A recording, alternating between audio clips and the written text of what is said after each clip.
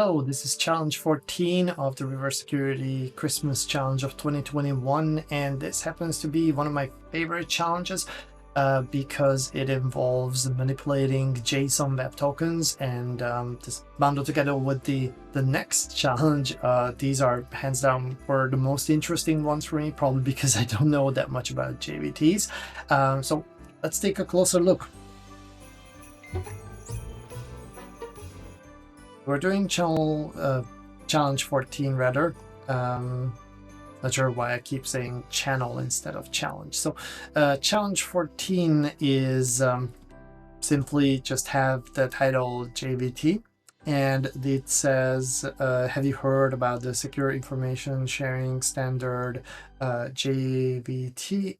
It can sometimes be a little confusing, but I think we got it all figured out. Now, I think it's a lot of confusion around these tokens.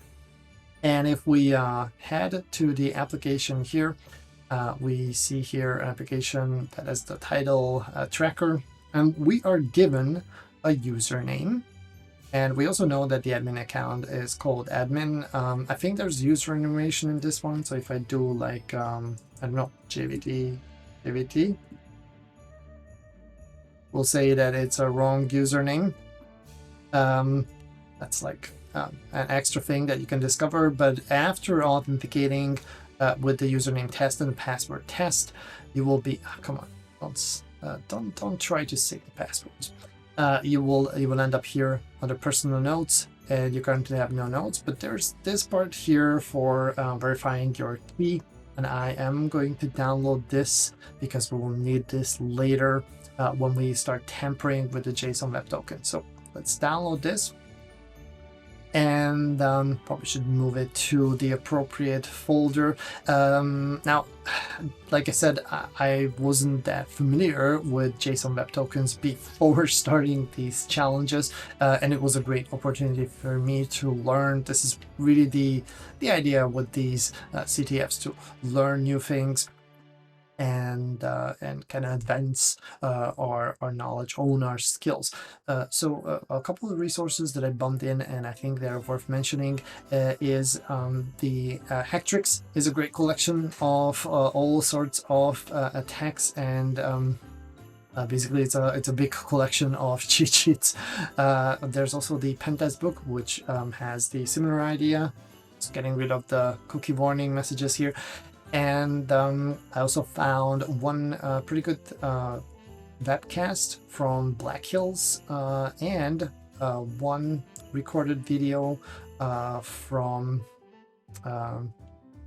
Adrian, a science instructor, on JVT tokens. So these are all great resources. I'm obviously not going to cover them in this video, but I highly recommend checking them out because they are fantastic if you want to learn the different kind of attacks that are possible. And I relied on these, like getting the foundations with these two webcasts, and then using what is in the Pentest book and the Hactrix one. So these are great sites. I recommend them. I'll try to remember when I upload the video to include these links in the description. And one more site that we need to talk about when it comes to JVT is the jvt.io website that allows you to use the debugger and gives you a decoded version of these JSON web tokens. Here's one example using an HMAC authentication algorithm for this JVT, and you can see here in the debugger the three main parts that you will encounter most often. There's a header part discussing the algorithm, and then you have a payload part, usually with at least one value. Sometimes the payload part might not be there, or just maybe a single value is there. And then there is a signature part. In this case, like I said, this example is using HMAC for signature. But our example here, if I take a closer look at here on the link, this says, well, actually, probably it's better if you take a look at the file. This one says RS256, which kind of implies that this is using asymmetric key encryption to do the signature on the JVT, which is problematic because this will be pretty hard to tamper with. So we can figure out the secret that was used for the private key and somehow obtain the private key. This is going to be a dead end for us. But there is a really awesome tool, the JWT tool, and this is something that I already downloaded here, and I have the repo cloned. Let me just do probably the initialization of the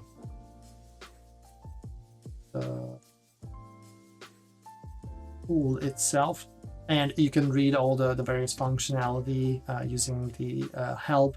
They also provide you with an example token to get started with.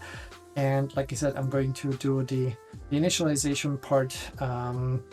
There's a configuration file that needs to be created before we can use it. Now, this tool has a scanner functionality, and I'll attempt to run the scanner.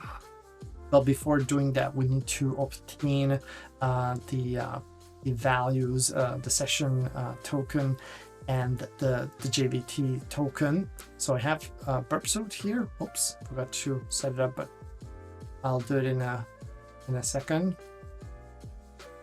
And what I need to do, and this blows my mind that burp, when you start a temporary project, always starts up without the responses being logged since forever, ever since I've been using it. So opening up the burp browser here, and I need to go to the portal page. Let's copy the link location and start up the process of looking into the traffic. Right, this is all good. So I'm going to just let this one run, and I'm going to authenticate to the site. To intercept that one. Test, sign in. And yeah, we can see that there's a PHP session ID, but we're gonna get a new one. Or not. That would be strange. So there's the cookie value being set here. Yeah, I'm not sure if I need the hearing, so apparently I do. Let's give it some simple password here. So this is where we have the JVT token set by the server, and there's the session ID value. We have to check if this is the same one as that we got before authentication. If we did, not great. And this is what I need to interact with the application now, because I see the personal, so this is after authentication, and I need that for the scanner part. Now this is a fairly long, forgot to copy it. This is a fairly long command that I need to use. So I have it prepared already for my notes from the time when I solved the challenge, but I will explain it real quick. And this will probably take some time to run. So in the meantime, I can just take the JVT value and take a closer look at it. Let's copy probably this part here. So what we're doing here is we're pointing the tool to the portal.php site or page of that website, and we're going to provide the cookie value here so that we can authenticate, and we're going to do all tests here. And there's a string here that I need to give to the tool to verify if the session is still valid and we're still able to access the after authentication portion of the site as it tries to do all the manipulation. So I was running this and I was hoping that this will just give me the answer here. But you can probably assume that this is not what happened. So in the meantime, while this is running, let's take a closer look at this cookie value that we're provided. So we see here the header part, and indeed this is using RSA for the verification. We have a payload part that says username. Oops, what's happening here? It says username test. So you're like, okay, I'm gonna modify this one to admin probably. And there's the signature part. Now here, the site says invalid signature. If I provide here the key, however, I can verify the validity of the signature here. I haven't copied here yet the public key, but I'm going to move it now under this folder, and we can also take a look at it. Open the default application, wonder what's going to happen. Where's the mouse pad?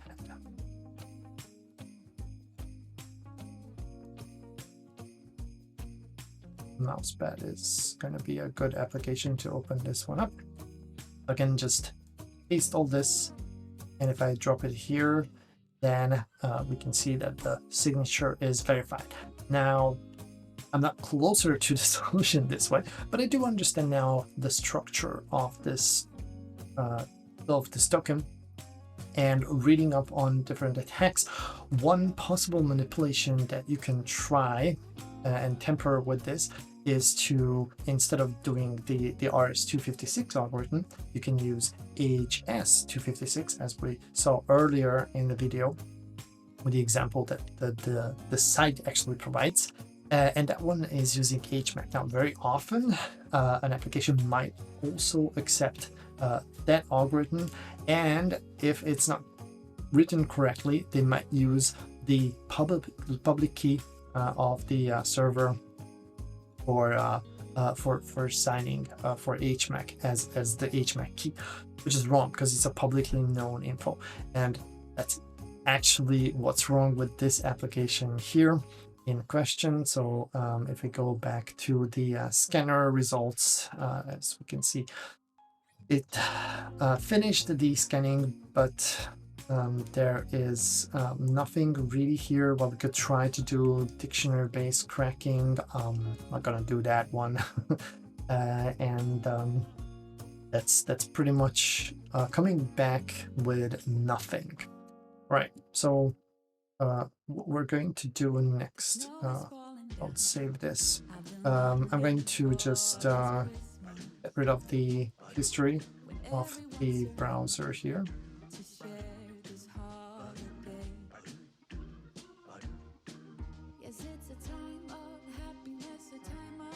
And I'm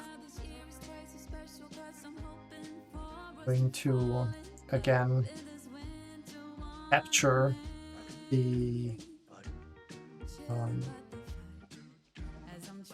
token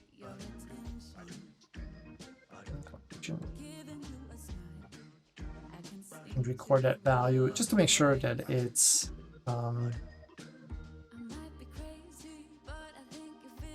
a fresh value. And we can see here all the requests from the scanner going there. So where am I? Here, I'm going to authenticate, and let's intercept this one. So here is the JVD token being set.